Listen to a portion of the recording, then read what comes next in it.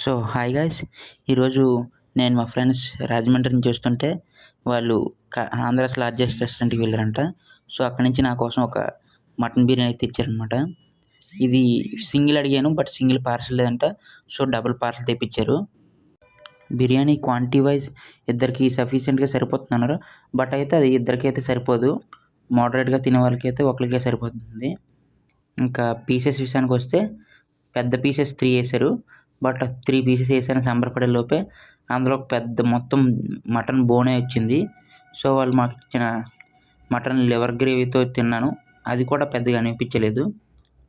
Mutton pieces మాత్రం బాగానే cook అయ్యాయి, మంచి టెండర్గా ఉన్న పీసెస్ మాత్రం. నెక్స్ట్ వాళ్ళు ఇచ్చిన గోంగూర రైతా ట్రై చేశాను, అది కూడా అసలు అదైతే మొత్తం పుల్లగా ఉంది, నాకేం అంతగా నచ్చలేదు. సో ఇంత తిన్నాక నా ఎక్స్పీరియన్స్ చెప్పాలంటే నాకైతే అంతగా నచ్చలేదు. వాళ్ళు ఇచ్చే హైప్కి, వాళ్ళు ఇచ్చే క్వాంటిటీ అండ్ మటన్ పీసెస్కి అయితే అసలు సంబంధం లేదు.